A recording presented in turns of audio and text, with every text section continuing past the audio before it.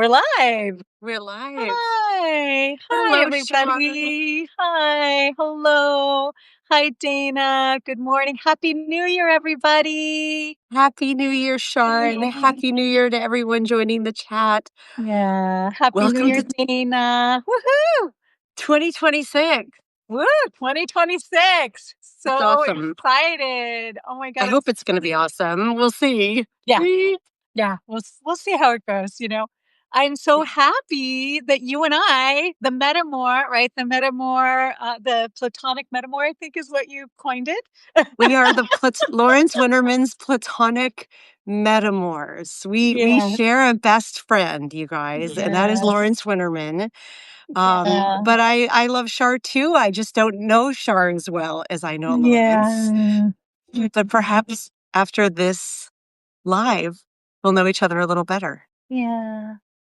And I think it is so cool. Yeah, because it's like we've been in each other's lives for so long.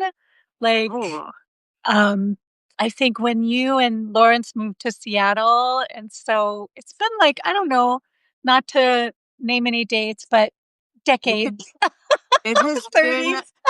Lawrence preceded me here by, I think, 2 years. So, hold on, doing math in my head. It's 2020. Yeah, so this year will be 30 years that I've been in Seattle. Wow. In a few months. So, and I met you pretty shortly after moving here.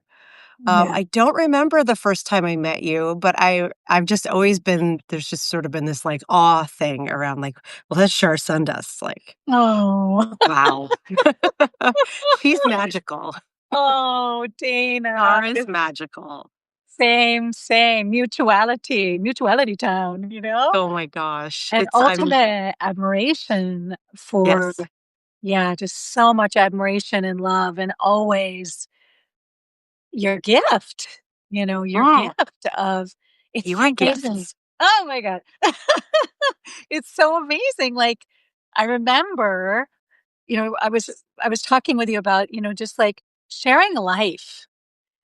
You know what I mean? Like, we have been sharing life for 30 years, We have. you know? And not intersecting as often as I would Yeah. like, but the points Same where here. we Yeah. do intersect are always like, bam. Really meaningful. Really Really meaningful. meaningful. Yeah. Really Um, meaningful and rich. And yeah. yeah, I am very excited to talk to you today. And I'm not entirely sure what our conversation is going to be about, but I know it's going to send very good atmosphere. Yes. Well, that was one of the things is to, what is it? What have I created? One of the things I was Yes. thinking about was what have I created?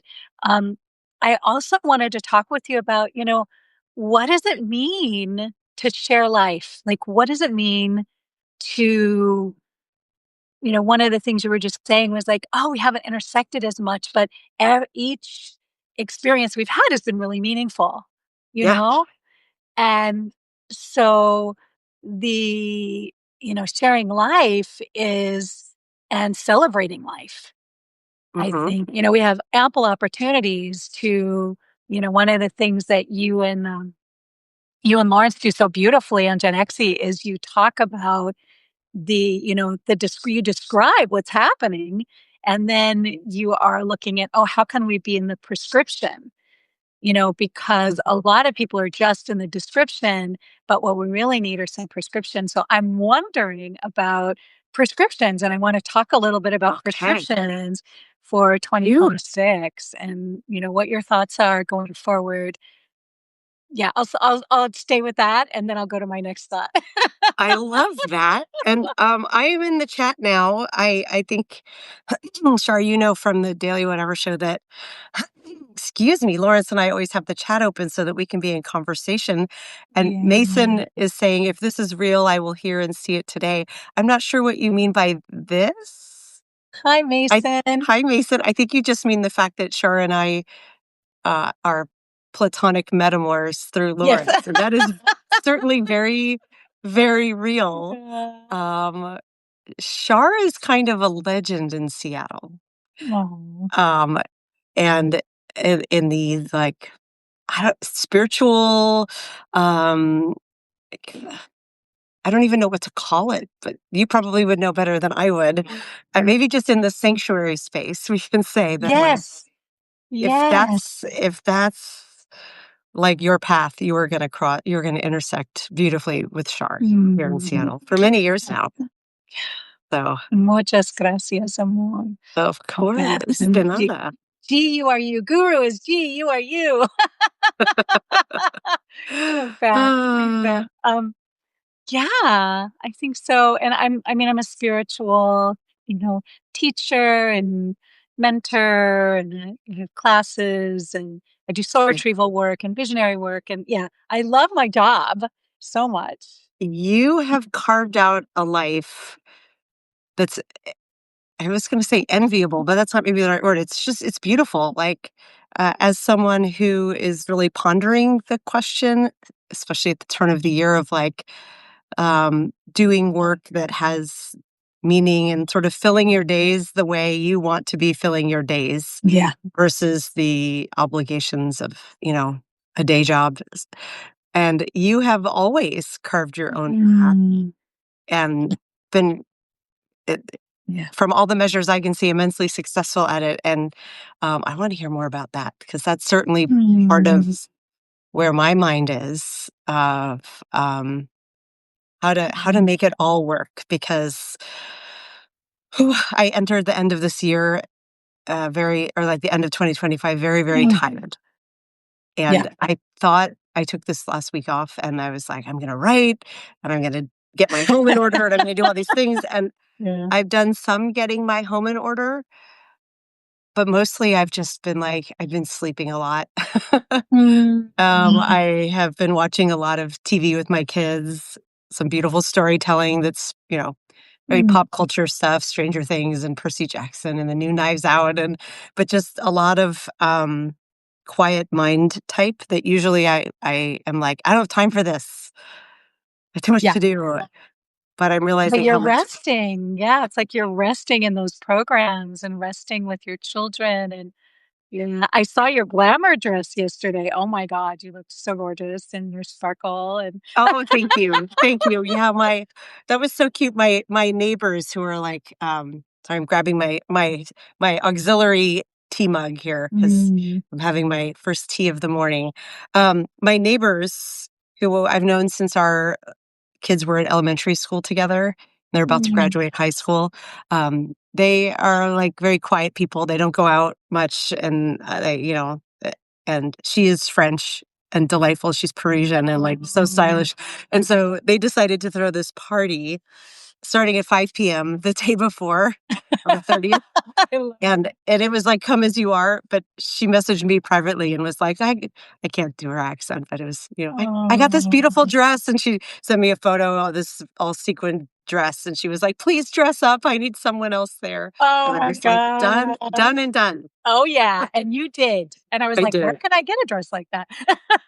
Believe it or not, it's this little indie website called Amazon. I can send you the Oh, link. indie. Oh, I gotta Yeah, get it. yeah. Amazon. It's like a pullover dress. It's super easy to wear, but it looks very Oh, glamorous. cute. And it's Oh, very inexpensive. I'll send you a link. yes, darling. Thank Oh, you. Thank comes you. in a zillion colors too. I have two of them. Yay. I So, like it. Yeah, it's perfect.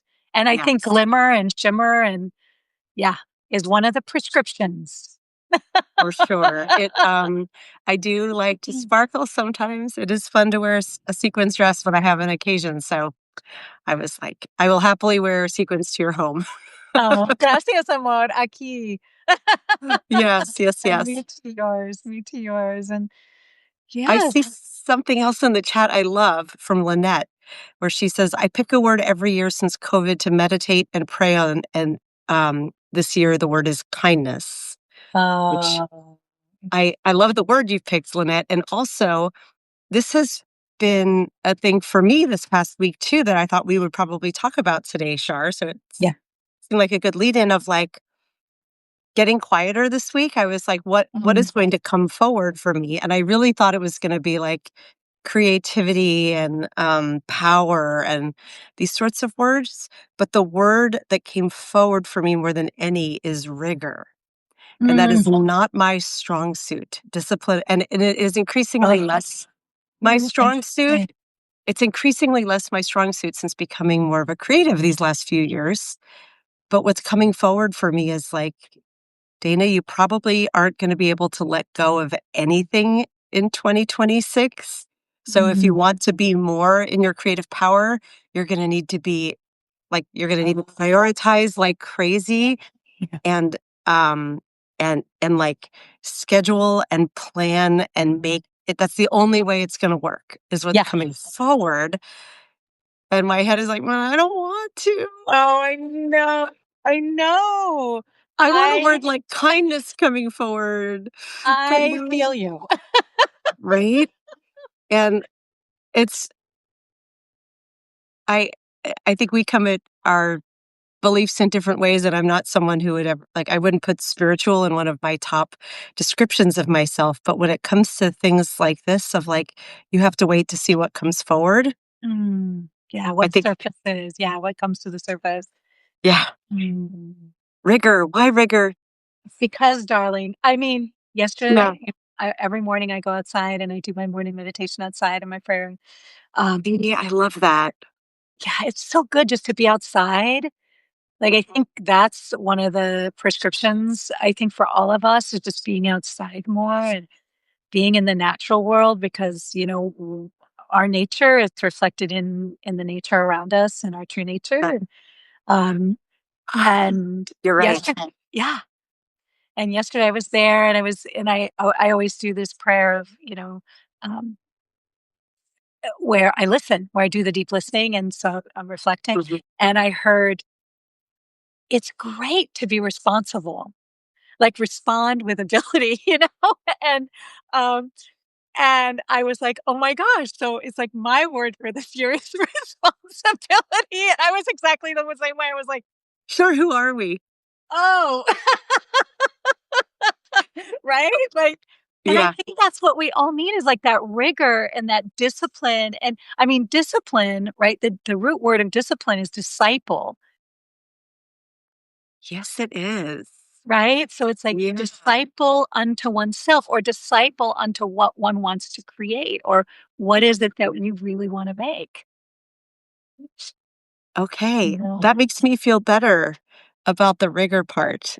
Um, I love the going outside part. Because what I know, I don't tend to prioritize and what completely fell off for me in 2025 is like living in my physicality, living in my body. Mm, I've all been here and here. yeah, um, yeah. and I'm not taking care of my body. And I'm like, I am not at an age where I can do this anymore. This is going to come with Right. this is going to kneecap the rest of me if I don't take care of this. Um, Mhm. and I do think stepping outside is probably one of the big things. Because I'm not a morning person, but I've become one because of the Yes. Daily Whatever show. That 5:30 alarm goes off, and I mean, it always takes me at a minimum 45 minutes to an hour after that alarm to get out of bed. Dana, yeah. Yeah, it's by 6, and, there have been days when it is 6:48, and I'm like, "You need to be on camera in 12 minutes, Oh my God. and you've gotta feed the cats, On and air, there's" baby. Right, I need to have some I mean, you can see today I didn't leave enough Uh, time, I've got wet head but I like, it's going your outside mermaid look. It's yes, nice. that's right. A I'm mermaid. not quite long enough to mermaid. During pandemic, it briefly got long enough. It was very straggly, but it was long enough to cover the boobs to mermaid. Stay gentle. I'd like to do that again. I'd like to have it longer and do that again. Um, yeah, I love that. So do you go outside and you sit quietly or do you go outside and move? I go outside and there's the north, the south, the west, right? The north, the south, the west, right? All of those east, Love north, south, west. So I always face the east. And in globally, like in many cultures, people would go and greet the sun. It's not as common anymore, but every that. day my father taught me to go and listen to the sun first thing in the morning. And whoever greets the sun receives a special message or a special gift from the sun. And Mm, so, yeah, and with a name like Sundust, my last name, yes. it was so I am an apprentice of the sun, of the sunrise. And and I always listen deeply, and then I go to Oh, the four directions and right. because that's where we are placed. We're in the middle, where we are in the middle of our own map. And I think a lot of us like lose our GP, our personal, our memory cortex that knows where we are because we're so reliant on these maps and these little screens instead of the internal map, the map of the heart. And that is what the directions show me every morning. Oh, this is the map of your heart. This is where you belong. This is what you need to do today. Oh And my God. so, I am still stuck on you are an apprentice of the sun. Is that what you said? yes. Oh, Yeah. a lifelong apprentice of the sun. Yes. Yeah. I assume that Yes. you never become an expert at the sun. You're always an Never. apprentice. And I'm a Leo. My sun sign is Leo, and I think Leo is ruled by the sun. Yes. So that's, Yes, you are. You yeah. are. Yes, you are the Yeah. Leo. That is the energy.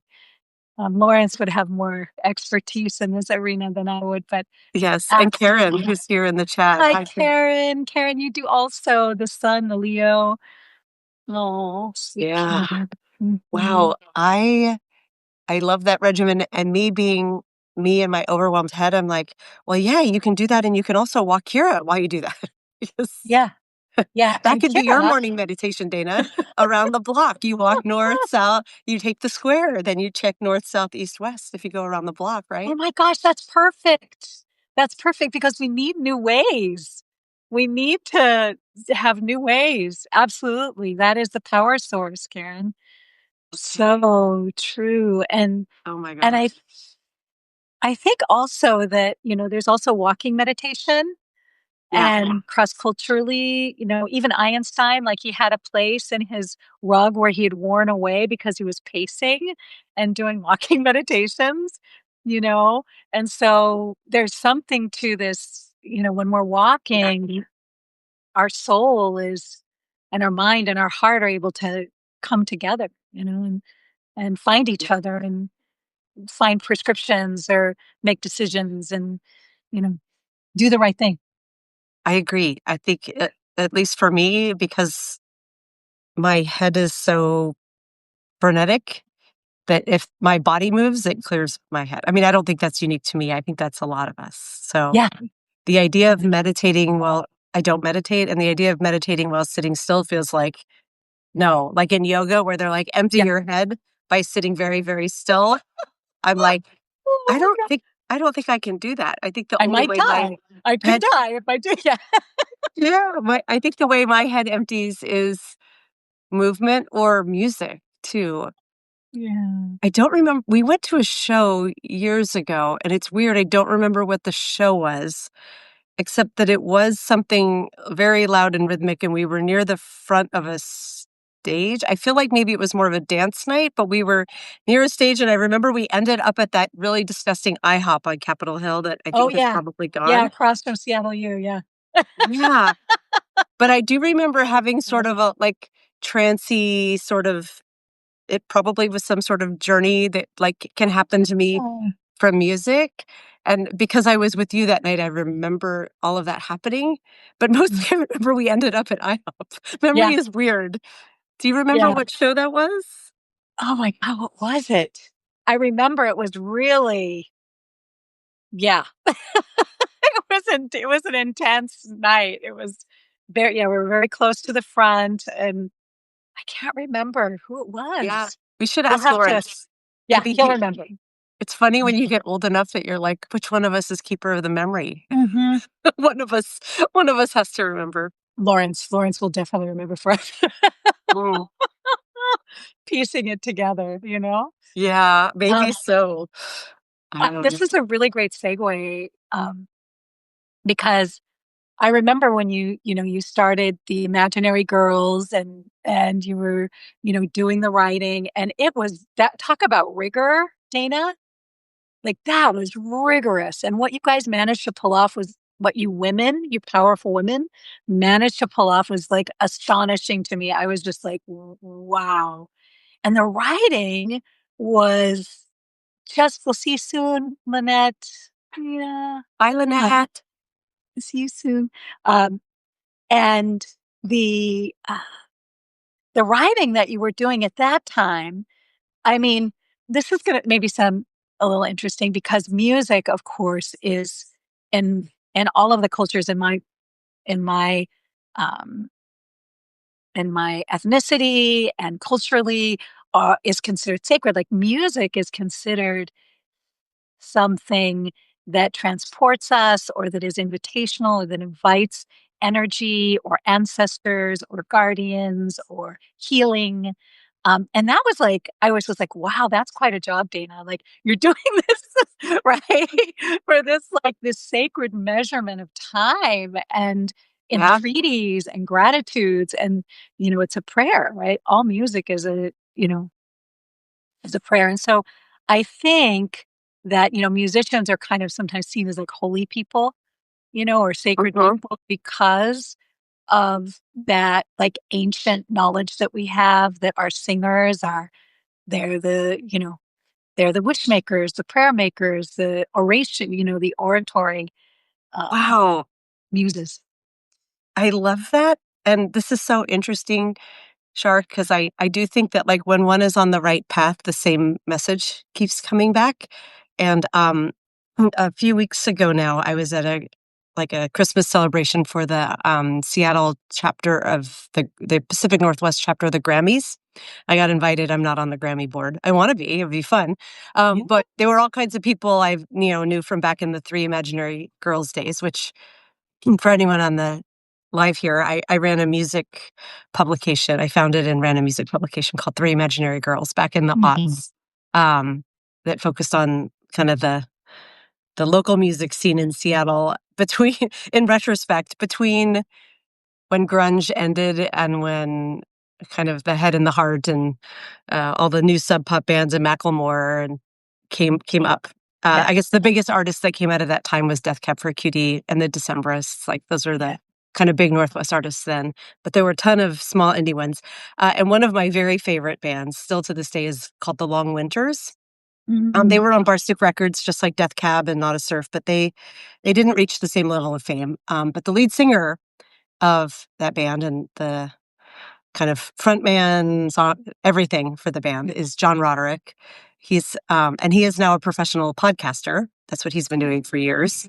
And I ran into him at this party, and he's very, he's very strange and very wise. And I kind of adore Oh, John. that's my favorite combination. Yeah, he's had a lot of troubled relationships with people over the years in Seattle, but never with me or with Liz, my partner at Three Imaginary Girls. He was always our indie rock Santa Claus at our Christmas parties. He would don a Santa suit and let people sit on his lap and take photos. So he's a Oh, very I good love sport. that.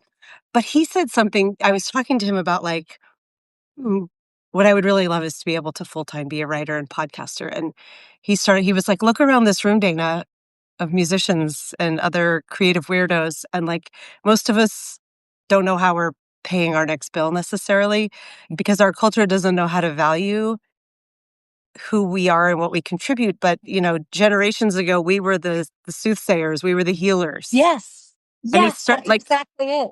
he's Yes. not a mystical kind of guy, but he said very much to me what you just said of, he's like, these are your people and this is who you are. And he was like, you've built it before. You've clearly got the power in you.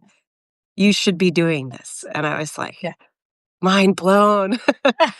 He also said he'd come on the Daily Whatever show, which I need to reach out to him. And Oh, he's not on no. Substack, but he has a pretty big podcast that I think he's been running for years with Ken Jennings, but I think Ken has just dropped off because he's now full time running Jeopardy. Mhm. Um, Oh, yeah. he was the guy who was like the early Jeopardy winner, who is now the Mm. host. So, anyways, it's interesting to hear the same lesson twice. Is my point of like I love that. the Yeah. musician is the healer. If we get him on the Daily Whatever show, well, giving you a Yeah. heads up to listen because Let me know. Let me know for sure. uh, And so there's like a certain magician, and I've always kind of seen you as it's been so wonderful you're like a genie.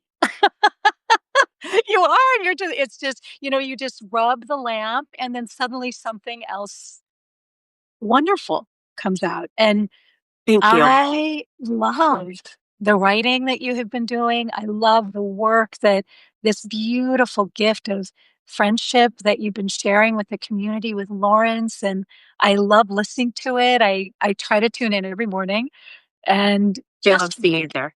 oh my god, and just to be with the 2 of you, my beloved, treasured friends each morning is such a great comfort to me. And Thank you. That yeah, is kind of the and I primary cry. goal I'm of the just like, show yeah, is that we are opening up our 40 some odd year friendship with yeah, everyone yeah, and sharing our knowledge, but also uh, our humor and our friendship. That is the like, we don't have a great elevator pitch for the show, and people are like, "What's your podcast about?" I can't just be like, "It's about music." There's no like one word. right. It's we're and it's interesting because much like with Three Imaginary Girls and other creative endeavors, it never I'm not someone who knows what I want to do necessarily at the start. So it's not like we started with this is exactly what we're going to be Yeah, doing. In fact, like we started with yeah, Gen Xy as our brand and we were going to be writing. yeah. And then we quickly the idea for the Daily Whatever show was on a dime when Lawrence didn't get a job offer back in April that for a job he really thought he was going to get. And he was devastated of like, you know, I've been unemployed for a long time and all these things. And I was like, we're going to go big on Substack. And the people who are really growing are the ones who are going live. We're going to go live every day. It's going to be called the Daily Whatever Show. We start tomorrow. I love it. And that was all we had. We And start what's tomorrow, yeah. right. And what's become like, we just had a meeting a couple of days ago where we were like, okay, well, what we started off to do isn't what we did, but what we did was better. Yeah. And so if talking about it from like a marketing perspective, because that's kind of both of our professional Mm, lives, the Daily Whatever Show is our brand, not Gen Xy. And we may retire the name Gen Xy because yeah, it doesn't feel true anymore. We're not just talking to this niche Gen X population. yeah. You The Daily really Whatever Show is a nod to Gen X with the word whatever, whatever, yeah. but the daily it is funny. It was supposed to be called just the Daily Whatever, and someone has been squatting on that Substack name since like 2 weeks after we started. We don't know who it is, and so we got the Daily Whatever Show. And I'm like, Lawrence, if we go big on that name, is the Daily Show going to sue us? Oh, no. And we Oh, were no, like, they are ultimate respect. They'll probably hire you. oh my god, could you imagine? Put that out there, I can. Sharp. Put that out there. I But can. yeah, They would fucking hire you for sure because oh my muy gosh, increíble. And that would just be the magical. I mean, there's a rapport that you have Thank because you. you met as children. Like, Yeah, you met as children. Like, I've seen photos of you guys making cookies together and, like, yeah, amazing, yeah. childhood memories that you made together, and Yeah, we've yeah, known each other funny. since we were in single digits. I mean, 9. We were 9 when we met. Oh! Oh, you guys are all weighing in with such sweet comments about the Daily Oh, Whatever show. so Thank amazing. Yeah, you. the Daily Whatever show is just It is it is a yeah, it is a gift. It is a yeah, sanctuary. It is definitely a safe harbor, and you're creating that. You're thank you. creating that together. Can I go on a slight tangent about narrative arc? Because Yes, here's a story that, like, please. sort of hit me like a lightning bolt a couple months ago that's part of my, like, where do I wanna steer my personal ship? And maybe this story will resonate with some of you creative folks out there as well. Um, I'm trying to decide how far back to go with this, but as a frame, we'll say, I have a daughter.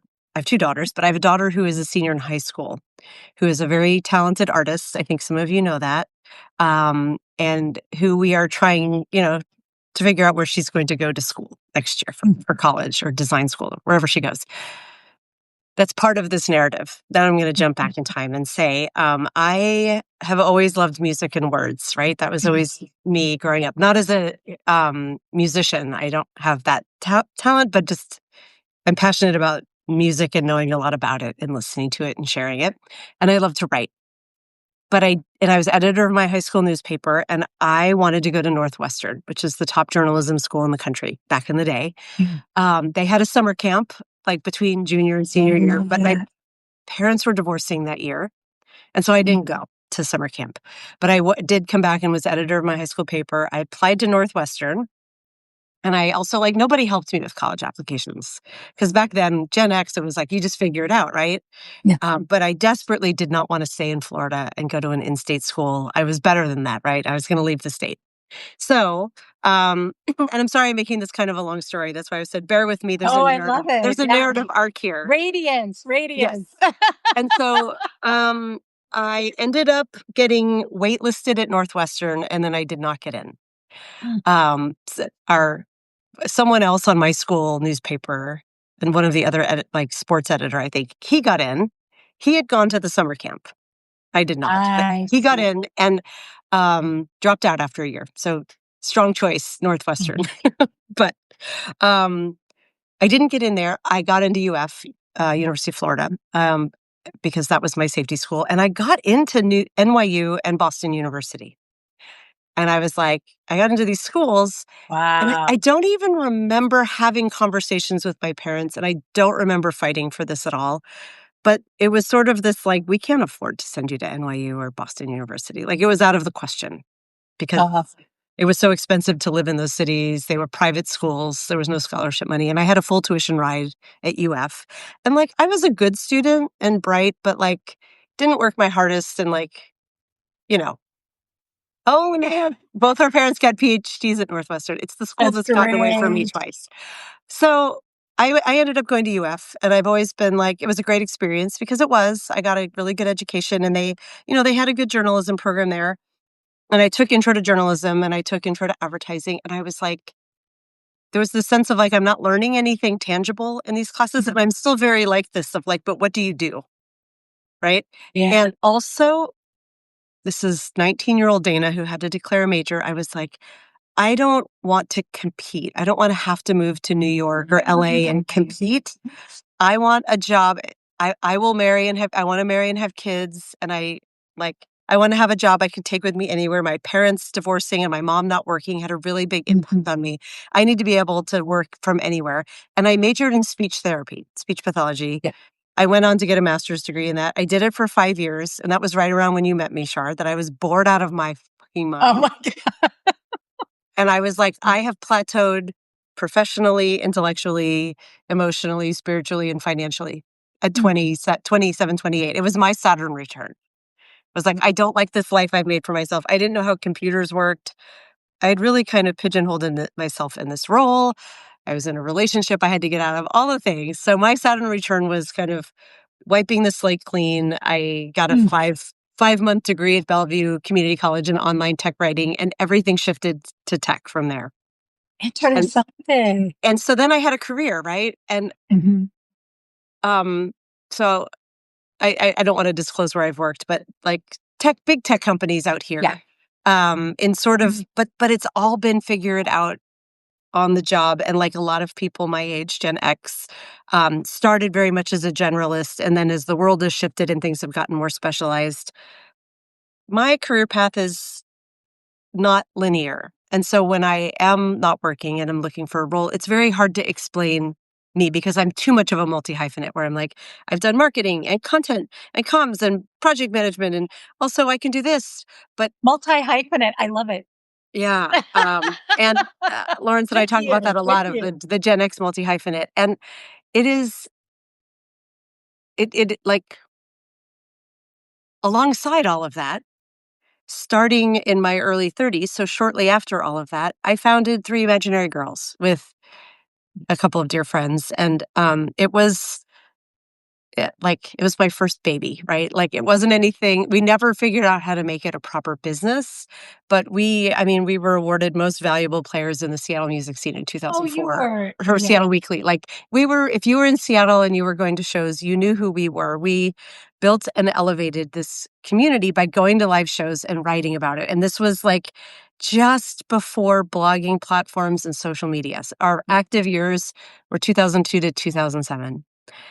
The iPhone came out in 2007. My first baby was born in January 2008, right? So that's like being able to look back at it, a really interesting moment in time. And Liz and I really want to write a book about it. Oh, I as her think that is a fantastic idea. both about the music Yeah. that was Yeah. happening then and the scene, also like the stories behind what we were Yeah. doing, but more importantly, where we were culturally as a like Oh, just yeah. before like everything exploded. And um then I got this, started working at the company where I've been working on and off since. Yeah. It was too big and I couldn't keep it up. But and then the next project became raising my girls, of course. Oh, yeah. That was My the side greatest hustle. creation, the But I greatest creativity. Yeah, but throughout all of Fun. this, I have always maintained a very full-time tech job and kept, the Yeah. pillars stable. And then, like, for years, as my kids were getting bigger, I was like, I want to be writing in a voice again, and I'm not sure how or what, but it took years, and it ended up becoming Medium in 2023 that I launched there. And I was like, oh, I built publications, and I became a Boost nominator and a writer, and the sort of creative force came back. And then that has moved to Substack this year and layered in podcasting. And so the narrative arc piece comes in a few months back when Lawrence and I were just finishing up our big pledge drive. We got kind of the guests who probably, we had so many exciting guests on the show last year, but we got Karen Attia. She said yes. I still have no idea how I got a yes out of Karen Attia and so we were researching her to bring her on the show. And Karen Attia went to Northwestern. That's where she got her degree. And so And it's she was something. like, I think a Rhodes Scholar. This is now from memory, but she's had this storied career, right? She went on to become a writer for AP and then founded the Global Opinions um, whole department at the Washington Post and had this very storied career until all of the political nonsense of 2025. She made a comment on nothing even offensive on social media about Charlie Kirk's death, and the Washington Post laid her off. Mm. And she was also a professor at Columbia, and they laid her off too. All of this came alongside Trump and her being a strong Black woman, Um, which we could get. I'm not going to get into Karen's whole story and how she's rising over this, but she's remarkable. yeah. But I was on the phone with my brother telling him about Karen and how excited we were to bring her on, and also talking about my daughter and how she had just gone to the summer program at this one very prestigious design school, but that we didn't know if we could afford to send her to that school, and maybe she'd go to a state school and major in design and business and whatever she wants to do. And it all came to me of like, wow, Dana, like I've always maintained that nothing harmed me by going to a state school. It was great. I had a free ride. But I Yeah. was like, what would it have meant to me if I had gotten into Northwestern Yeah. that early on? And I'm like, oh my God, my career arc is this disjointed mess of these random tech roles. And in aggregate, I'm very proud that I've Wow. stayed afloat. Yes. But that work isn't what I will take with me to my deathbed and look back on and be like, I optimized this process for, Oh my but, God. but I have had a shadow career. It Yeah. was what I've always Yes. what I was always supposed to be doing. And if I had gone to NYU, if my parents had been like, we know you didn't get into your first choice, but NYU is where the creatives go. And you're going to be surrounded, like you got in, you've got the talent. Like, I don't know, my brother went to Harvard. Like Yeah. they found a way to send him to the top of the top when he got Interessante. in. And I Interesting. went to University of Florida, and it's a fine school. And I'm not blaming it. There's been decades in the No. middle, but I was like, what came to me in that flash was like, of course I have spent all this money that I didn't properly have to send my eldest to the summer camp. Because I still my deep subconscious was like, she'll have a better chance of getting in if they meet her in the summer camp. And you know what? She fucking got in, and she's getting scholarship from them. So, Not, yeah. I don't know if it's enough, and I don't know that it's what she wants yet. Yeah. She needs to decide. Yeah. Because she needs to be really committed if we're going to it's still astronomically expensive because Yeah. college in the US is an asshole. But I'm like, wow, at that, like, what would have happened if I had gotten into Northwestern? If I'd gone to that summer camp, if I'd gone to NYU, I probably wouldn't have taken that safe, weird detour into being a speech therapist. That did suit me. It did give me a lot of really early life lessons in like end of life and being in a medical center and helping families go through these, helping patients and families go through these devastating events like strokes and traumatic brain injury from accidents. And I have taken that with me, but also like, I don't know that that was the path I was Right. supposed to be on. So the whole narrative arc of this is I'm now 55, right? And I'm like, I can't properly afford, I can't properly afford to retire from having a proper career that is Mhm. foundational in its health insurance and money, especially as my kids are going to school. But can I afford to not take the leap full on into this Yeah. creative space that I was always meant to do? Yes.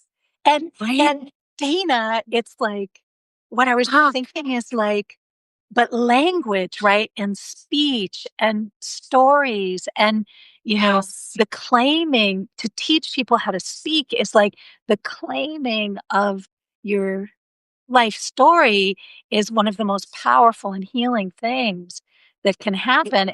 And I know, I was always like, oh, I know Dana's a healer. And I know that you don't like, you're not like I'm a healer, at all, but it's like your storytelling and from Three Imaginary Girls to, the storytelling that I have seen you do over many, many years and how you drew people to bands that weren't even getting attention. And now Ah, like this evolution, this beautiful evolution, thank and you. you needed the tech to connect the Three Imaginary Girls to connect, right? Like, so it's all just this like a puzzle that had, it's just like your own beautiful, like your own powerful way of creating a story that is authentic and real and that is also you had to fight for shit. You had to, Yes. nobody handed it to you. And but I love that now your child, because of what you did, your child has a choice. Like your child, she can go to that university or not, but she gets to choose. And that was what you didn't have. And that is like your gift to her is that, Thank you. I I love my family, especially my yeah, mom. My dad is a bit more of a troubled person, but like I don't come from a line of creatives. I don't know where it comes from for me, but at least my direct line down, like my mom still doesn't listen to my podcast and doesn't read my stuff ever. Isn't wow. that weird?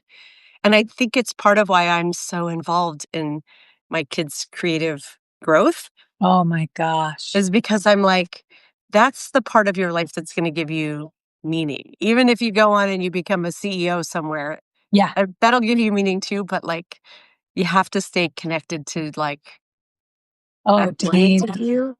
Yeah. And so the whole like narrative arc of it kind of blew my mind. And you're right. Like, um, I think this is a very Gen X thing of like, I need to, I need a core of stability Yeah. as much as I need to fly. And that's where the rigor is coming back this year. The Of like rigor, the the last year or discipline. two, Yeah. I got into my creative brain while keeping this job going, barely, but doing it. And like, but it can't, that pace can't sustain. And I can't quite figure out how to make the math work, right? Yeah. I love a comment from Amber here in the chat. It's kind of long, but Yeah, I love it. want to I read know this I'm one. seeing a couple that I'm like, "Oh, Maggie Yeah, we said." should read some of these Yeah. out loud. They're so great. Oh my God, there's so many people here, you guys. Thank you so So much for joining us beautiful. on New Year's Day. Yeah. But Amber is saying, I was thinking about this just last night. There's really no such thing as a linear or traditional career path anymore, I don't Yes. think. And Gen X and millennials have had to career hop and collect wide and varied specialties along the way. Ellie Leonard was talking about how the DOJ underestimated how skilled and talented the public is. The Right. chat was talking about Nick Pero's many talents. I just finished my career counseling course in my career counseling program. So lots of thoughts about this topic has been floating around in my brain. Absolutely. We have Yeah. had to, there are career paths, right? There are people who are like, I'm a Yeah. dentist or I'm a teacher. And Yeah. those things, I'm a plumber. Those things sustain. But for so many of us, it's had to mutate and move, and we've had to keep up or become obsolete. Yeah. And then I write about this a lot of like how to guide older kids into the young adulthood and into the world. I'm like, wow, my kid might go to school for design, and by the time she graduates, it might be like AI does 100% all of this. There's literally no work anymore. And it's so like there's no doubt in my mind that our kids, these teenagers now and even younger kids are going to have to be so adaptable because we have no idea what's coming. Uh-oh. I think you froze, Shar. Your internet connection is unstable. Uh-oh. It's just me now. Oh no, Shar, come back. Um, we may be ending early because I think we lost Shar. Let's give her a minute and see if she can come back. This is weird. I've hijacked Shar's live, everybody. We're taking over. Thanks to everyone. I see more names are joining, but we've lost our host. Her internet just went down, and I think we can give her a minute to come back. I hope this is not an omen for the new year. I don't think it is. Oh, Karen, thank you. I love you too, all of you. And uh, 2026, I'm still not quite. I'm still in a little bit of a restorative mode, but this conversation is getting me up and motivated. And while we wait for your new career is podcast pirate, Shar, I've taken over. Um, oh, here, I'm on my Mac, so I can see if Shar is texting me. Let me write her and say, we lost you. I'm still here. Can you rejoin? She has her notification silenced, but let's see if she can rejoin. If not, I think we can end a few minutes early. So many people have shown up today. I know, it's lovely. And yeah, one thing we didn't start talking about that I'll touch on a little. Oh, here comes Shar. I see a picture. Shar, come join us. Oh, you're back. Oh, you were back for a second. Yay. Hello, I did it. The theme for the new year is Good. resilience. Here you are. You're back. Yes. Yes, we did it. We Oh did my, it. Yay. Hi, Karen. Bob. Yay. yay. We did So happy it. that you're back. Me Um, too. Me too, my I friend. don't know where we dropped off. I don't know where you Um, fell off, but well, it was right when you were talking about, some of the thoughts in the chat about that we've had to cobble together our own yes. true, our own true work and come into, our sufficiency. But to create, I think there's something about creating from what is natural in us, you know, Yeah. and what is because we don't belong in the we don't belong in we belong in nature and we belong in one of the things that I like anthropologically correct. Yeah. What is anthropologically correct and when we think about anthropology we think about round and warm and what is authentic for us. Right.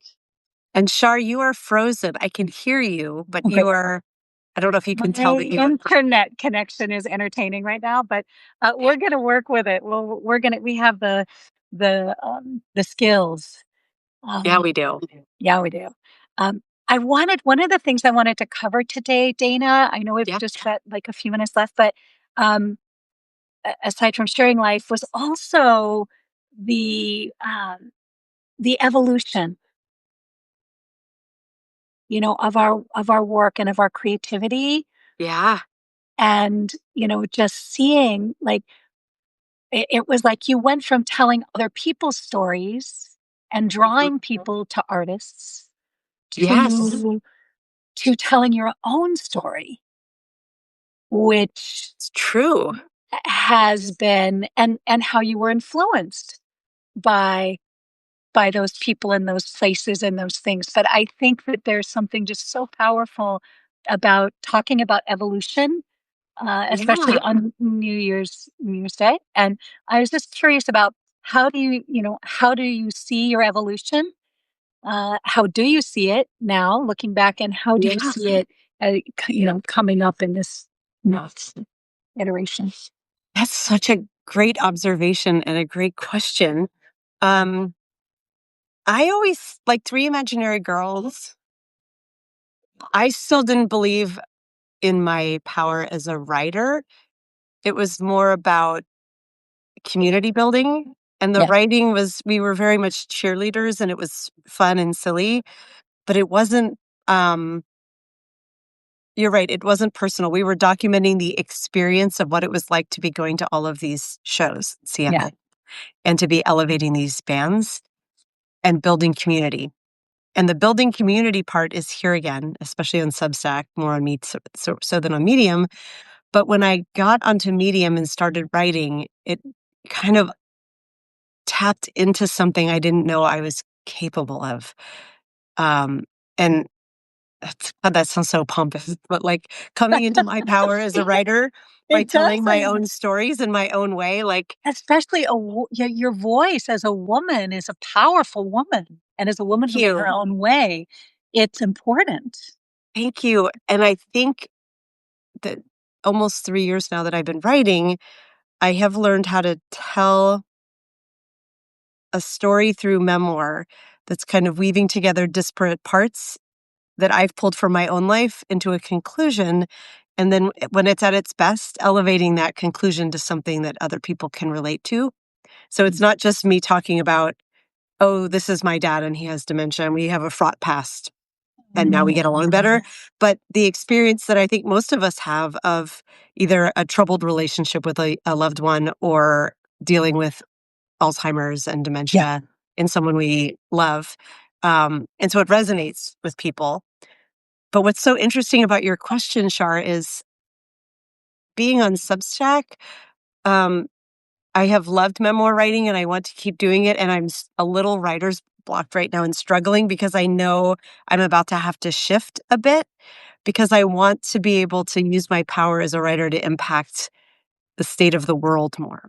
And so that will mean shifting into a bit more of a journalistic yeah, cultural writer style.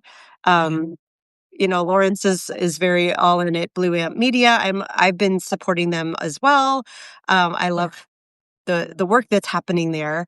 And one of the things I hope to do over there in 2026 is to help them build out a culture section. Because what one of the big lessons of 2025 that I've kind of always known, but that really became clear to me and to Lawrence was it's culture that moves the needle politically. It's not that the MAGAs are like super politically astute and care about the policy of the Trump regime. It's that culturally he has hit on some very ugly parts of our culture and has exploited them, right? right. And so we don't really have a parallel for that on the correct side of history. Um, and so I have been spending a lot of time sitting with that of like, how do I take how I write and use it as a tool to help impact change? I'm also like, I'm not a fast writer. I'm a very meditative writer and lyrical writer. And that's going to need to shift if I want to keep up with the pace at which news happens, especially given that I'm a parent and I have a full-time job. I don't Yeah, spend the bulk of my productive it's part of my day writing, and I want to, but I can't. And so I think that's the evolution you're talking about that is clicking for me as I'm here of like, one of the things that's frightening me the most, the narrative arc of it is as a Gen X woman, we came of age at a time of like unprecedented change yeah, for the positive for women, right? So yeah. we have come of an age where women can do anything, just about, right? Oh, there you are. I don't see you. Yay, you're moving again. Oh, this is so much better. Now I feel like we're having a conversation. Yes, we are. We came of age where, we the right to vote was instilled decades before, but like access to birth control and abortion, right? Like Right.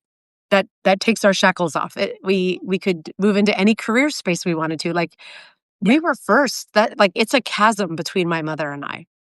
Oh, yeah. And I think a lot of Gen X women and their moms of like, she went to college, but it was like, you're a teacher, you're a nurse, you're a secretary, you become a mom, you retire. That was, you get married to your college sweetheart.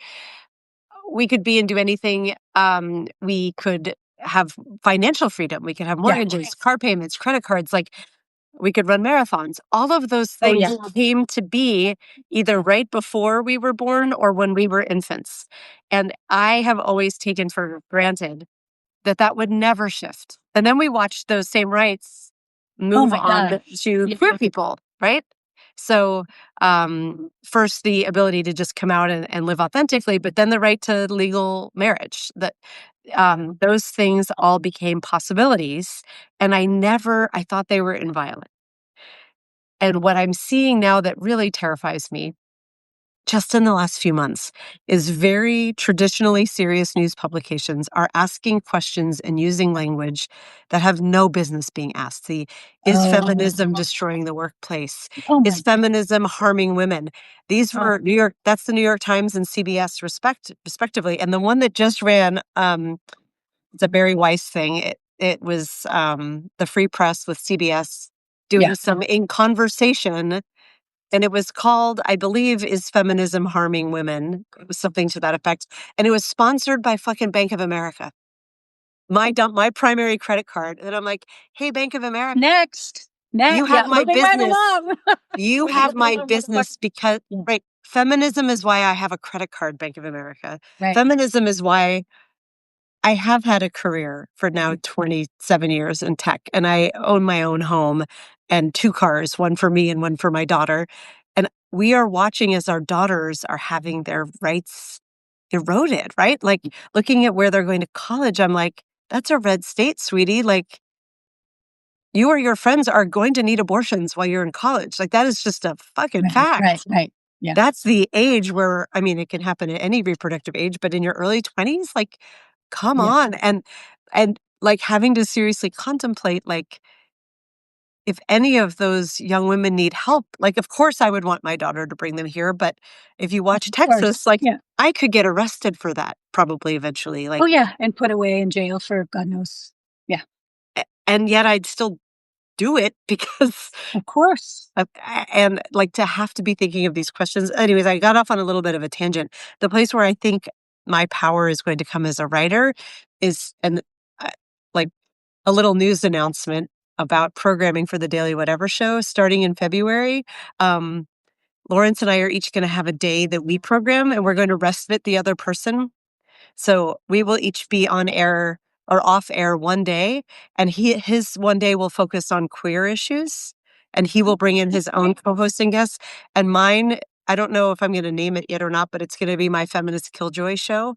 Oh where my God, I love it, Dana. Oh my This is That's so like, I great. want to do it in addition to the Daily Whatever show, but we both acknowledged I don't have time right now because I do have this job. And so, but we're going to carve out spaces because these are things we really care about. And I want to be countering that messaging. I want to be in there arguing with what's happening and saying, like, no, feminism is not destroying the workplace. And here's why. I want to take down the New York Times, but more importantly, I want to be guiding the conversation. I want to be leading it of like, here is what feminism means. Like, Erica Kirk scares the fucking shit out of me because of the hypocrisy of her. Like, wait a minute. Like, we women are allowed to mourn. I mean, we humans are allowed to mourn however we want to mourn. Yeah. But the hypocrisy of you're mourning someone who said you shouldn't leave the home. You have babies at home, Erica, by your own values. Right. You should not be working, especially right now when you have these babies who saw their father brutally blown apart on stage.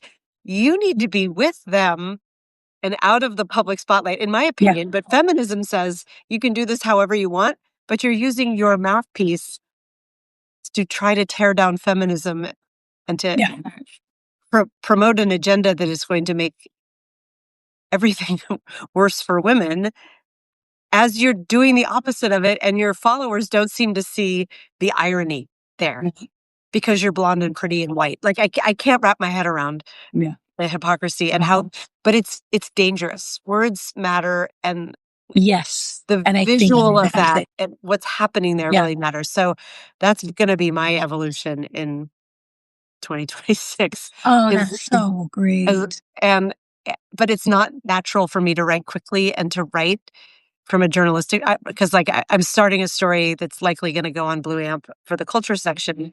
And Lawrence is all like, "Can we have it this weekend?" And I'm like, "Well, I don't know because I have to call on my muse and I need to carve out writing Oh my time." god, your muse. Oh, tell me about your muse. That's the thing. I don't have one like Lawrence does, and I want one. But what I have is, um, I have to. I can't just say, "Oh yeah, I'll have it tomorrow," because I Right. may not be able to get it to where I want it to be if I Oh, write I that see. kind of story, but I think I need to learn how to tap into that very rusty journalistic part of my brain to be like, "Yeah, I can pound that out in 2 hours."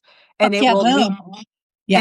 a bar for that kind of writing that is not the same bar as when I write memoir.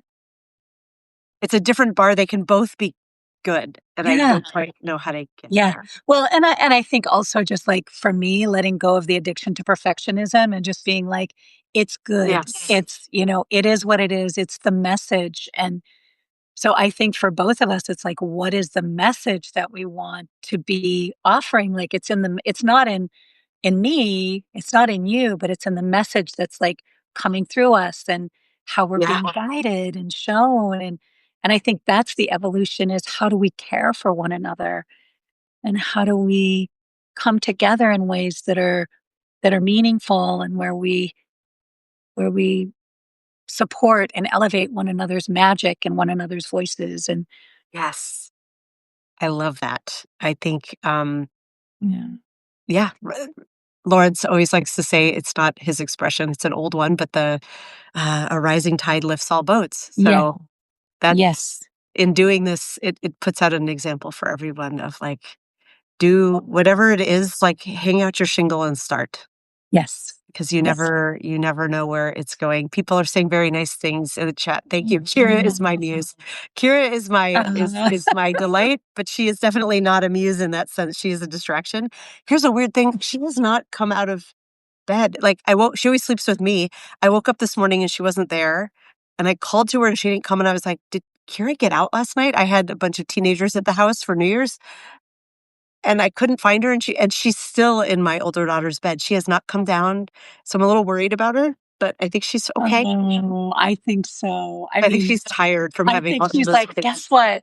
New year, we're going to rest when we need to rest, eat when we need to eat, sleep when we need to sleep, and connect when we need to connect. She's like the teacher, Kira the teacher. Oh my god, I love that. We definitely I know we talked about getting together in person, Shar, and we need to do that. You need to come meet Kira, and I need to find a way to keep everything afloat Yeah. financially and otherwise, and also make space for all of this, and it's hard. Yeah, Kira is missing Lawrence, and to who I Mhm. think it was Linnea who said, "I need to have Lawrence send his muse my way." I've told him, "Send them my Yeah. way." I want Yeah. Lawrence's music, Yeah. kicks him Well, in the head. Lawrence's muse is for delinquents. He told me when I interviewed him, he said his is like the muse for delinquents. Okay. I love So that. Oh I my don't think gosh. yours is, I think yours is, I don't know. I think I get that mermaid vibe from yours? Yeah, here. Mine, yeah, it's more of like a zone and a headspace, and Yeah. it's not something I can easily do on demand. There are times when I'm like, I have time to do this right now, and I'll just start. I have a mug just like this one, but it says "Write drunk, edit sober" with a vintage typewriter on it. Oh, I yes. love vintage typewriters, um, Yeah. and I don't literally mean write intoxicated on booze, but it's that idea of like let everything flow even if it's not that good. Yeah. And then edit it sober means that clean it up properly.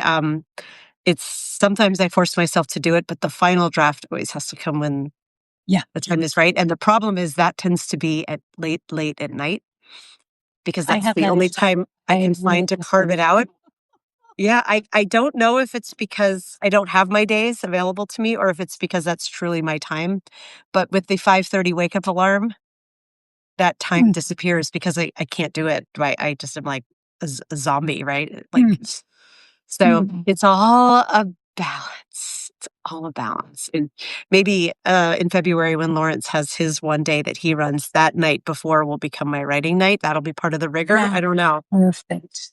Yeah. Might become Dana's muse is more of a guardian angel, but mischievous. Oh, I love. Yes, very mischievous. I'm with you. Like, yeah, Oh my God. absolutely. I love I that. I love that so much. I wanted to read. I love the Tao Te Ching, Yeah. and what you're saying reminds me of the Tao Te Ching, and I like to read it through one a day.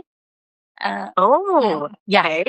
and so it's January 1st. I'm starting with January 1st, and I'm holding the phone because yeah, you know how these things go. Um, so it might be a little bit of a party for the new year. Yes. But the Tao that can be told is not the eternal Tao. The name that can be named is not the eternal name. The unnameable is the eternally real. Naming is the origin of all particular things. Free from desire, you realize the mystery. Caught in desire, you see only the manifestations. Yet mystery and manifestations arise from the same source. This source is called darkness. Darkness within darkness, the gateway to all understanding. Beautiful. Yeah, the Tao Te Ching. This is the New English version. It's the pocket version by Stephen Mitchell. Oh my gosh.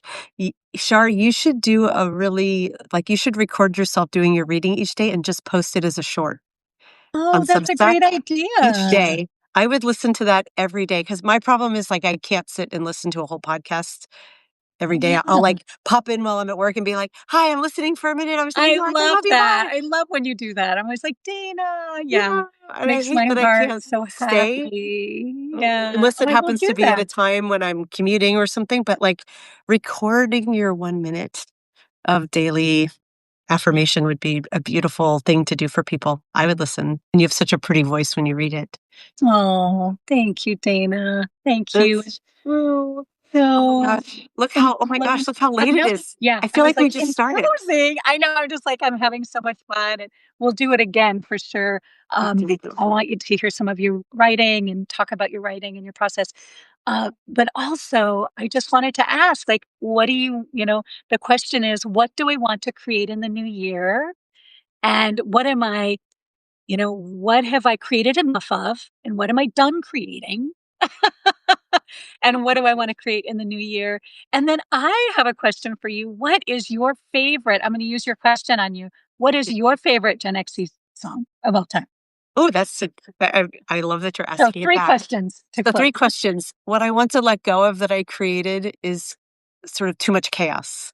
There's a level of chaos that's powerful and creative and makes things spark, but I want to lose the sense of feeling off balance. Yeah. Because without the grounding, without the rigor, I can't fly. Um, what I want to create, um, more beautiful, truthful essays, and also more that's sort of the old that I want to bring forward. But the new is becoming a voice. I would like to be a voice with a far bigger blast radius that is impacting the world and moving it in a positive direction because we need that movement. Yes. A more positive, beneficial direction. And you are doing this, my friend. Thank you. Every day you're doing that. Thank you. And the most Gen Xy song of all time, I have I could make like 1,000 playlists about See, that. But the one that comes forward for me a lot, because I think that it resonates with Gen X in a way that it doesn't hit other generations, is Tainted Love by Soft Cell. Oh my God. Right? Yes. That's a song that when you hear the do-do-do, everybody like Tainted love. Oh my God, it's so good. Oh, I'm out. sometimes I feel I've I've got got to to run run away. away. I've got Yeah. I mean, of course, Smells Like Teen Spirit is going to come up and End of the World. I think REM is another band that if you're not Gen X, it doesn't hit you the same way. But Tainted Love, like REM was alternative. You had to be like kind of into alternative music until Losing My Religion became such a big song. So actually, that's a pretty Gen X arc of like, I knew them first, and then Yes, everybody yes, knew of them. course. But Tainted Love is just, it's just right there. So that's my pick. Thank you. Thank you, Dana, and happy New Year, and Oh I my gosh. cherish you, love you, and I cherish and love you too. And I have an aside to Mr. Blackheart. If you're still listening, I'm going to be a little late ah. because we ran over. Perfecto. Muchas gracias, amor. Happy New Year, everybody. Happy New Year, everybody. Thank you, Bye. Char, so much. Thank you, Dana. Love you. Bye. Bye. Happy New Year. Bye. Bye.